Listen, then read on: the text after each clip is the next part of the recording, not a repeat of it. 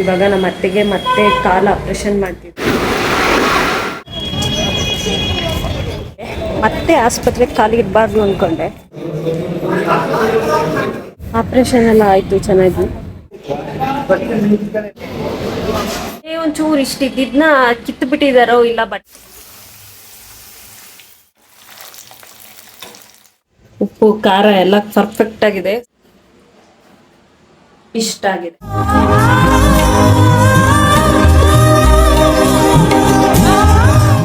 Hi hello, welcome back to my YouTube channel. ನಾನು ಪವಿತ್ರ ಮಾತಾಡ್ತಾ ಇರೋದು. ಇವತ್ತು ಏನು ಗಡಿಬಿಡಿ ಓಡಾಡ್ತಾ ಇದ್ದೀನಿ ಅಂದರೆ, ಇವಾಗ ನಮ್ಮ ಅತ್ತೆಗೆ ಮತ್ತೆ ಕಾಲು ಆಪ್ರೇಷನ್ ಮಾಡ್ತಿದ್ದಾರೆ.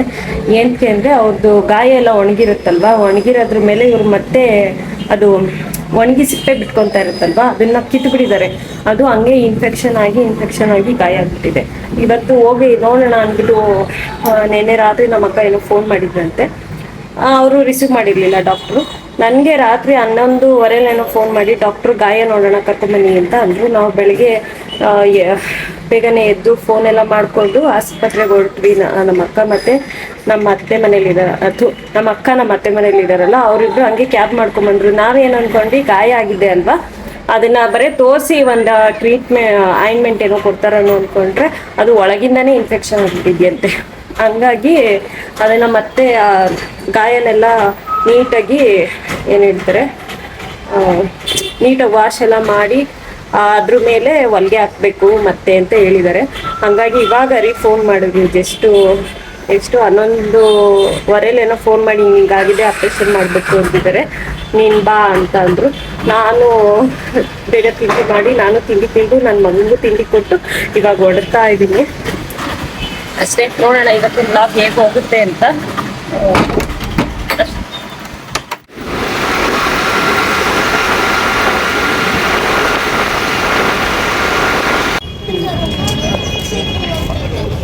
ಆಸ್ಪತ್ರೆಗೆ ಇವಾಗ ಬಂದೆ. ಮತ್ತೆ ಆಸ್ಪತ್ರೆಗೆ ಕಾಲಿಗೆ ಇಡಬಾರ್ದು ಅಂದ್ಕೊಂಡೆ.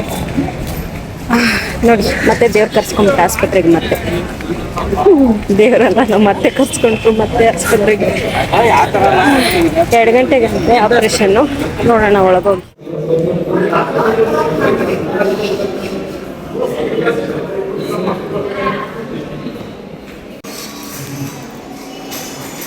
ಟ್ಯಾಬ್ಲೆಟ್ ತೊಗೊಂಬರಕ್ಕೆ ಅಂತ ಹೋಗ್ತಾ ಇದ್ದೀನಿ. ಆಪ್ರೇಷನ್ ಎಲ್ಲ ಆಯಿತು ಚೆನ್ನಾಗಿ. ಅಂದರೆ ಅದು ಇನ್ಫೆಕ್ಷನ್ ಆಗಿರುತ್ತಲ್ಲ, ಅದನ್ನೆಲ್ಲ ಕ್ಲೀನ್ ಮಾಡಿ ಮತ್ತೆ ಹೊಲಿಗೆ ಹಾಕಿದ್ದಾರೆ. ಅದೆಲ್ಲ ಮುಗಿದು ಇವಾಗ ಟ್ಯಾಬ್ಲೆಟು ಮತ್ತು ಡಿಸ್ಚಾರ್ಜ್ ಮಾಡ್ತಾರೆ. ಟ್ಯಾಬ್ಲೆಟ್ ತೊಗೊಂಡೋಗೋಣ ಅಂತ ಬಂದು ನೋಡೋಣ. ಇನ್ನೂ ಆಚೆ ಕಳಿಸಿಲ್ಲ ಅವರು, ಮತ್ತೆ ಆಪ್ರೇಷನ್ ಥಿಯೇಟ್ರಿಂದ ಇನ್ನೂ ಆಚೆ ಕಳಿಸಿಲ್ಲ. ಕಳಿಸೋಷ್ಟರಲ್ಲಿ ಎಷ್ಟೊತ್ತಾಗುತ್ತೆ ನೋಡೋಣ. ನಾನು ಇಲ್ಲಿ ಟ್ಯಾಬ್ಲೆಟ್ ತೊಗೊಂಡೋಗೋಣ ಅಂತ ಬಂದೆ.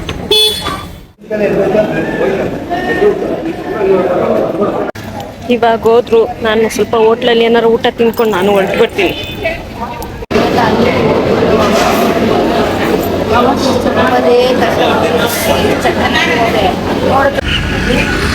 ಇವಾಗ ಬೇಲ್ಪುರಿ ಎಲ್ಲ ಮಸಾಲೆ ಪುರಿ ತಿನ್ಕೊಂಡು ಮಸಾಲೆ ಪುರಿ ಎಲ್ಲ ತಿಂದು ಇವಾಗ ರ್ಯಾಪಿಡೋ ಬುಕ್ ಮಾಡಿದ್ದೀನಿ. ಬರಬೇಕು ಹೊರಡೋಣ. ಅವ್ರು ಹೋಗಿ ಕ್ಯಾಬ್ ಮಾಡ್ಕೊಂಡು ಹೋದ್ರು. ನಾನು ವಿಡಿಯೋ ಆನ್ ಆಗಿದೆ ಅಂತ ವಿಡಿಯೋ ಮಾಡಿದ್ದೀನಿ ಅಂದ್ಕೊಂಡು ಇದು ಮಾಡಿ ಅಂತ ವಿಡಿಯೋ ಮಾಡ್ತಾ ಇದ್ದೀನಿ. ಅದು ನೋಡಿದ್ರೆ ಬಟನಿ ಆನ್ ಆಗಿಲ್ಲ.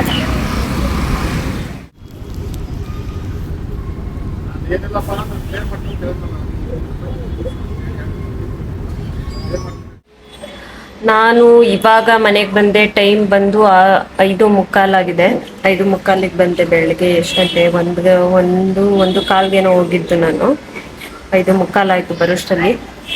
ಅದೇ ಅವರು ಹೋದ್ರು. ನಾನು ಏನು ಮಾಡಿಬಿಟ್ಟಿದ್ದೀನಿ, ಅವ್ರು ಹೋಗೋದು ಕ್ಯಾಬಲ್ಲಿ ಹೋಗೋದೆಲ್ಲ ವಿಡಿಯೋ ಮಾಡೋಣ ಅಂದ್ಬಿಟ್ಟು ವಿಡಿಯೋ ಇಟ್ಟಿದ್ದೀನಿ. ಅದೇ ಬಟನ್ ಆನ್ ಮಾಡಿಲ್ಲ, ವಿಡಿಯೋ ಮಾಡೋ ಬಟನ್ ಆನ್ ಮಾಡಿಲ್ಲ. ಆಮೇಲೆ ನೋಡ್ಕೊತಾ ಇದ್ದೀನಿ, ಅಯ್ಯೋ ವಿಡಿಯೋನೇ ಆನ್ ಮಾಡಿಲ್ವಲ್ಲ ಅಂದ್ಬಿಟ್ಟು ಸುಮ್ಮನೆ. ಅವ್ರು ಕ್ಯಾಬಲ್ಲಿ ಹೋದ್ರು. ಆಮೇಲೆ ಇನ್ನೆಂತ ನಾನು ಅಲ್ಲೇ ಮಸಾಲೆ ತಿನ್ಕೊಂಡ್ಬಂದೆ. ಇನ್ನೇನು ನೈಟ್ ಒಂದೇ ಸತಿ ಅಡುಗೆ ಮಾಡೋಣ ಅಂತ ಹರಿ ಮತ್ತು ಪಾಪು ಇಬ್ಬರು ಹೋಟ್ಲಲ್ಲೇ ತಿನ್ಕೊಂಡಿದ್ದಾರೆ. ಮಧ್ಯಾಹ್ನ ಬೆಳಗ್ಗೆ ಉಪ್ಪಿಟ್ಟೇನೋ ಮಾಡಿದ್ದೆ, ಉಪ್ಪಿಟ್ಟು ಮಾಡಿಬಿಟ್ಟು ಇನ್ನೇನು ಮಧ್ಯಾಹ್ನ ಅಡುಗೆ ಮಾಡೋಣ, ಬಂದ್ಬಿಡ್ತಾರಲ್ವ ಕಾಲು ತೋರಿಸ್ಕೊಂಡು 2 ಗಂಟೆ ಹಿಂಗೆ ಬಿಸಿ ಅಡುಗೆ ಮಾಡೋಣ ಅಂತ ಅಂದ್ಕೊಂಡೆ. ಅಷ್ಟರೊಳಗೆ ಹಿಂಗಾಯ್ತಲ್ಲ, ಹಂಗಾಗಿ ಮಧ್ಯಾಹ್ನ ಏನೂ ಅಡುಗೆ ಮಾಡಲಿಲ್ಲ. ಇಬ್ಬರು ಅವ್ರು ಹೋಟ್ಲಲ್ಲೇ ತಿನ್ಕೊಂಡ್ರು, ನಾನು ಮಸಾಲೆ ತಿನ್ಕೊಂಡು ಬಂದೆ.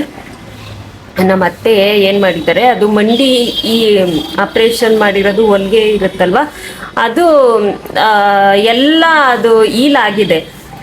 ಲಾಸ್ಟಲ್ಲಿ ಒಂದೇ ಒಂಚೂರು ಇಷ್ಟಿದ್ದನ್ನ ಕಿತ್ತುಬಿಟ್ಟಿದ್ದಾರೋ ಇಲ್ಲ ಬಟ್ಟೆಗೆ ಸಿಗಾಕೊಂಡು ಅದೇ ಕಿತ್ತೋಗಿದೆಯೋ ಗೊತ್ತಿಲ್ಲ. ಅದೇನಾಗಿದೆ, ಇನ್ಫೆಕ್ಷನ್ ಆಗ್ಬಿಟ್ಟಿದೆ. ಇಷ್ಟು ಉದ್ದ ಒಳಗಡೆ ಇನ್ಫೆಕ್ಷನ್ ಆಗಿದೆ. ಆದರೆ ನಮ್ಮ ಅದೃಷ್ಟಕ್ಕೆ ಮೇಲೇನೆ ಆಪ್ರೇಷನ್ ಮಾಡಿದಾರಲ್ಲ, ಅದು ಡೀಪಾಗಿ ಒಳಗಡೆ ಇನ್ಫೆಕ್ಷನ್ ಆಗಿಲ್ಲ, ಸುಮ್ಮನೆ ಮೇಲ್ಗೆ ಸ್ಕಿನ್ ಮೇಲೇನೆ ಇನ್ಫೆಕ್ಷನ್ ಆಗಿದೆ. ಹಾಗಾಗಿ ಅದನ್ನೆಲ್ಲ ಕ್ಲೀನ್ ಮಾಡಿ ಅದ್ರ ಮೇಲ್ಗಡೆ ಹೊಲಿಗೆ ಹಾಕಿ ಕಳಿಸಿದ್ರು. 2 ಗಂಟೆಗೇನೋ ಎರಡು ಗಂಟೆಗೆಲ್ಲ 2:15 ಕರ್ಕೊಂಡೋದ್ರು, 3:15 ಕೊಟ್ಟರು, ಆಚೆಗೆ ಕಳಿಸಿದ್ರು. ಮೆಟ್ಲೆಲ್ಲ ಹತ್ಬೋದು, ಇಳಿಬೋದು, ಎಕ್ಸಸೈಸ್ ಎಲ್ಲ ಮಾಡ್ಬೋದು. ಮತ್ತು ಶುಕ್ರವಾರ ಕರ್ಕೊಂಬನ್ನಿ ಅಂತ ಹೇಳಿದ್ದಾರೆ. ಮಾತ್ರೆ ಎಲ್ಲ ಟ್ಯಾಬ್ಲೆಟ್ ಎಲ್ಲ ಕೊಟ್ಟು ಅವ್ರು ಹೋದ್ರು, ನಾನು ಹಿಂಗೆ ಬಂದೆ ಅಷ್ಟೇ. ಇವಾಗ ಏನು ಕೆಲಸ ಮಾಡಿಲ್ಲ, ಕೆಲಸ ಮಾಡ್ಕೊಬೇಕು. ಸ್ವಲ್ಪ ಹೊತ್ತು ರೆಸ್ಟ್ ಮಾಡೋಣ ಅಂತ ರೆಸ್ಟ್ ಮಾಡ್ತಾ ಇದ್ದೀನಿ ಅಷ್ಟೇ. Hi, very good morning. ನಿನ್ನೆ ವಿಡಿಯೋ ಏನು ಮಾಡಲಿಲ್ಲ, ಸ್ವಲ್ಪ ಕೆಲಸ ಇತ್ತು, ಹಂಗೆ ಸುಮ್ಮನಾಗೋದೆ. ಇವತ್ತು ಬೆಳಗ್ಗೆಯಿಂದ ಸ್ಟಾರ್ಟ್ ಮಾಡ್ಕೊಂಡಿದ್ದೀನಿ. ಬೆಳಗ್ಗೆ ಅಂದರೆ ತಿಂಡಿ ಎಲ್ಲ ಆಯಿತು. ಸ್ವಲ್ಪ ಸ್ನ್ಯಾಕ್ಸ್ ಮಾಡೋಣ ಅಂತ ರೆಡಿ ಮಾಡ್ಕೊತಾ ಇದ್ದೀನಿ. ಏನಿಲ್ಲ, ಎಂತ ಮಾಡ್ತೀನಿ, ಅವಲಕ್ಕಿ ಮಿಕ್ಸ್ಚರ್ ಮಾಡ್ತೀನಿ ಅಷ್ಟೇ. ನನ್ನ ಮಗ ನೈಟ್ ಆದರೆ ಏನಾದ್ರು ಕೊಡಮ್ಮ ಅಂತಿರ್ತಾನೆ.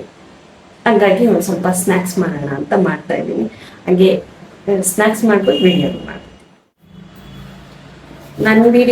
ನನ್ನ ವ್ಲಾಗಲ್ಲಿ ಜಾಸ್ತಿ ರೆಸಿಪಿ ವಿಡಿಯೋ ಬಂದಿರಲಿಲ್ವಲ್ಲ, ಹಂಗಾಗಿ ಹೆಂಗಿದ್ರು ಮಾಡ್ತಾ ಇದ್ನಲ್ಲ, ಇದೊಂದು ವಿಡಿಯೋ ಮಾಡ್ಕೊಂಡ್ಬಿಡೋಣ ಅಂತ ವಿಡಿಯೋ ಮಾಡ್ಕೊತಿದ್ದೆ. ಲಾಂಗ್ ಏನಾಗಲ್ಲ, ಸುಮ್ಮನೆ ಒಂದು 5 ನಿಮಿಷದಲ್ಲೆಲ್ಲ ಮುಗ್ದೋಗ್ಬಿಡುತ್ತೆ.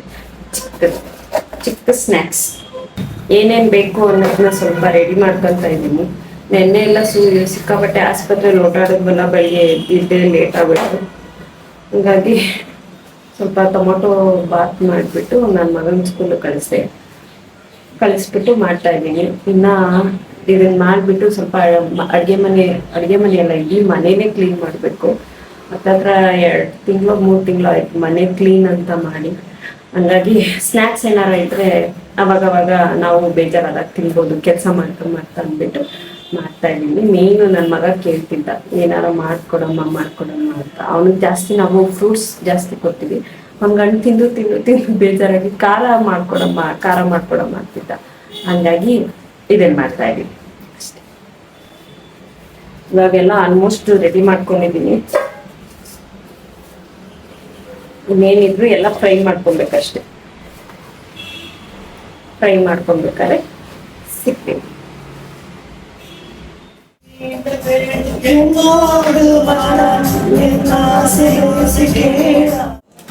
ಇವಾಗ ಮಾಡ್ಕೊಳ್ಳೋಣ.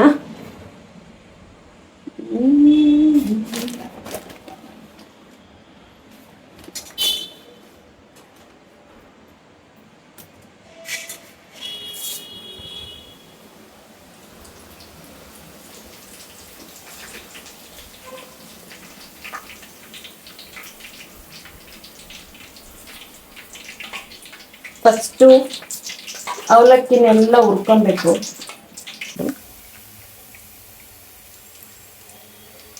ಆಮೇಲೆ ಒಂದಕ್ಕೆ ಟಮ್ಸ್ ಮಾಡಬೇಕು.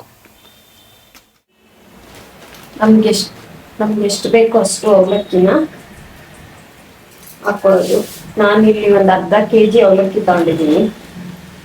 ಮೀಡಿಯಮ್ ಫ್ಲೇಮಲ್ಲಿ ಇಟ್ಟು ಕರಿಬೇಕು ಅವಲಕ್ಕಿನ.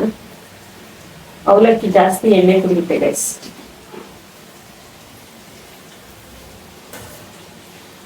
ಅವಾಗ ರೇರಾಗಿ ಮಾಡ್ಕೊಂಡು ತಿಂದ್ರೆ ಚಂದ. ಅನ್ನುವಂತೆ ವೆದರ್ ಬೇರೆ ಫುಲ್ ಚಿಲ್ಲಾಗಿದೆ.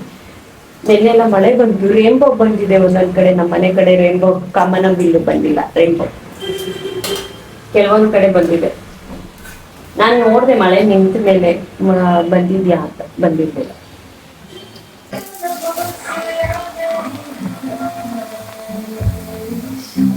ಇಟ್ಕೊಂಡೆ. ಅವಲಕ್ಕಿ ಹುರಿದಿದ್ದಾಯ್ತು. ನೆಕ್ಸ್ಟ್ ಕಡಲೆ ಬೀಜ ಚಿಕ್ಕ ಬಾಣಲಿ ಇಟ್ಕೊಂಡು ಫ್ರೈ ಮಾಡ್ತಾ ಇದ್ದೀನಿ. ನೆಕ್ಸ್ಟ್ ಒಣಮೆಣಸಿನ್ಕಾಯಿ,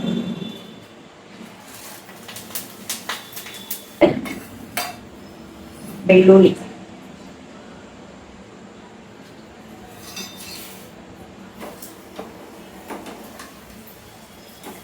ಒಂದೊಂದು ಭಯ ಇದು ಸಿಡಿಯುತ್ತೆ ಅಂತ.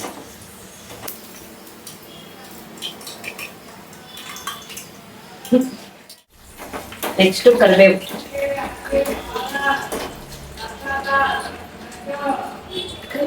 ಕರಿಬೇವು ಕರಿಬೇವು ಕರಿಬೇವು ಕರಿಬೇವು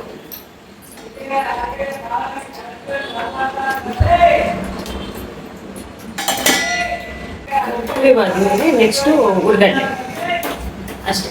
ಇಷ್ಟೆಲ್ಲ ಫ್ರೈ ಮಾಡಿ ಸ್ವಲ್ಪ ನಮಗೆ ಉಪ್ಪು ಖಾರ ಹಾಕ್ಕೊಂಡು ಎಷ್ಟು ಬೇಕೋ ಅಷ್ಟು ಉಪ್ಪು ಖಾರ ಹಾಕ್ಕೊಂಡು ಮಿಕ್ಸ್ ಮಾಡ್ಕೊಂಡು ತಿನ್ನೋದು. ಫ್ರೈ ಮಾಡಿರೋದಲ್ವಾ, ಇಲ್ಲಿ ಬೇಗ ಏನು ಹಾಳಾಗಲ್ಲ. ಹೇಳೋದನ್ನ ಮರ್ತೆ, ಗೋಡಂಬಿ ಮತ್ತು ಕೊಬ್ಬರಿ ಪೀಸ್ನೂ ಸಹ ಫ್ರೈ ಮಾಡಿ ಹಾಕ್ಕೊಬೇಕು. ನನ್ನ ಹತ್ರ ಖಾಲಿಯಾಗಿತ್ತು, ಹಂಗಾಗಿ ಇರೋದ್ರಲ್ಲೇ ಮಾಡಿದೆ. ಕರ್ಬೇವ್ದು ಫ್ಲೇವರ್ ಗಮ್ ಅಂತಿರುತ್ತಲ್ಲ, ಅದು ತುಂಬ ಇಷ್ಟ. ಫ್ಲೇವರ್ ತಿನ್ನಲ್ಲ, ಅದೇ ಫ್ಲೇವರ್ ತುಂಬ ಇಷ್ಟ.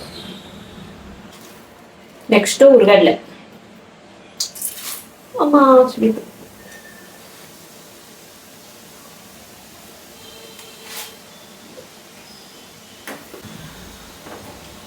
ಎಷ್ಟು ಎಣ್ಣೆ ಕುಡಿಯುತ್ತೆ ಗೊತ್ತಾರೆ. ನಾನು ಅದಕ್ಕೆ ಇಂಥವೆಲ್ಲ ಮಾಡಲ್ಲ, ಜಾಸ್ತಿ ಎಣ್ಣೆ ಕುಡಿಯುತ್ತೆ. ನಮ್ಮ ಮನೇಲಿ ಆಯಿಲ್ ಐಟಮ್ ಎಲ್ಲ ಫುಲ್ಲು ಕಮ್ಮಿ ಕಮ್ಮಿ ಅಂದ್ರೇನೆ ಕಮ್ಮಿ.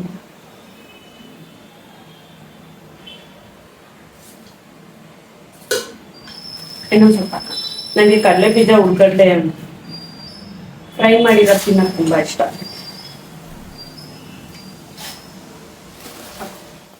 ನೆಕ್ಸ್ಟ್ ಬಿಸಿ ಇದೆಯಲ್ಲ, ಇವಾಗ ಎಲ್ಲ ಮಿಕ್ಸ್ ಮಾಡ್ಕೊಬೇಕು.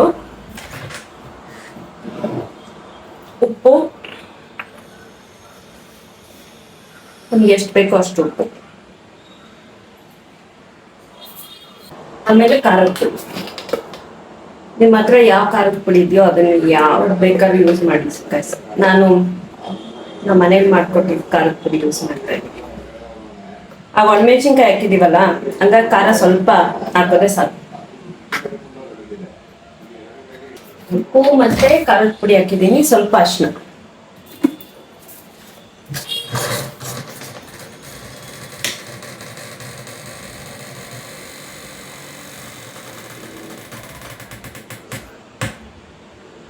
ಸ್ವಲ್ಪ ಅರಿಶಿನ. ಇವಾಗ ಮಿಕ್ಸ್ ಮಾಡೋಣ. ಇವಾಗ ನೀಟಾಗಿ ಮಿಕ್ಸ್ ಮಾಡೋಣ. ಅಡುಗೆ ಮನೆ ಎಲ್ಲ ಎಣ್ಣೆ, ಗೋಡೆ ಎಲ್ಲ ಎಣ್ಣೆ, ಸ್ಟವ್ ಅಂತೂ ನೋಡಕ್ಕಾಯ್ತು ಹಂಗಾಗ್ಬಿಟ್ಟೈತಿ. ಅದು ತಿನ್ಬೇಕಾದ್ರೆ ಒಳ್ಳೆ ಮಜಾ ಇರುತ್ತೆ. ಮಾಡ್ಬೇಕಾದ್ರೆ ಇದೆಲ್ಲ ರಿಸ್ಕು, ತಿನ್ಬೇಕಾದ್ರೆ ಒಂಥರ ಖುಷಿ. ಆಗಿದೆ, ಸಖತ್ತಾಗಿದೆ ಗೈಸ್. ಹೆಂಗೆ ಉಪ್ಪು ಖಾರ ಎಲ್ಲ ಪರ್ಫೆಕ್ಟ್ ಆಗಿದೆ, ಸಖತ್ತಾಗಿದೆ, ಇಷ್ಟ ಆಗಿದೆ. ಒಂದು ಡಬ್ರಿ ಪೂರ್ತಿ ಚೆನ್ನಾಗಿದೆ. ಉಪ್ಪು ಖಾರ ಎಲ್ಲ ಪರ್ಫೆಕ್ಟ್ ಆಗಿದೆ, ಸಕ್ಕತ್ತಾಗಿದೆ. ಬಿಸಿ ಬಿಸಿ ತಿಂತಾ ಇದ್ರೆ ಸೂಪರ್ ಇರುತ್ತೆ. ಇದೆಷ್ಟು ನಾವು ಮಾಡೋದೇ ರೇರಾ, ಇದೊಂದು ವಾರನೂ ಇಲ್ಲ, ಒಂದು 4 ದಿನ ಖಾಲಿ ಆಗುತ್ತೆ. ಚೆನ್ನಾಗಿದೆ, ಉಪ್ಪು ಖಾರ ಎಲ್ಲ ಪರ್ಫೆಕ್ಟ್ ಆಗಿ. ನಿಮ್ಗೆ ಏನಾರ ಇದು ಇಷ್ಟ ಆದರೆ ನೀವು ಮಾಡ್ಕೊಂಡು ತಿನ್ನಿ. ಹಾಗೆ ಈ ವಿಡಿಯೋ ಏನು ಮಾಡ್ತಾ ಇದ್ದೀನಿ, ನಿಮ್ಗೆ ಇಷ್ಟ ಆದಲ್ಲಿ ಈ ವಿಡಿಯೋ ಲೈಕ್ ಮಾಡಿ, ಶೇರ್ ಮಾಡಿ, ಕಮೆಂಟ್ ಮಾಡಿ. ಯಾರೆಲ್ಲ ನೆಕ್ಸ್ಟ್ ಅಂತೀನಿ, ಸಾರಿ, ಯಾರೆಲ್ಲ ಲಾಸ್ಟ್ವರೆಗೂ ವಿಡಿಯೋ ನೋಡಿದ್ದೀರೋ ಹಾಗೆಲ್ಲ thank you so much. Next ವಿಡಿಯೋದಲ್ಲಿ ಸಿಗ್ತೀನಿ. ಅಲ್ಲಿವರೆಗೂ ಟೇಕ್ ಕೇರ್, ಬಾಯ್ ಬಾಯ್.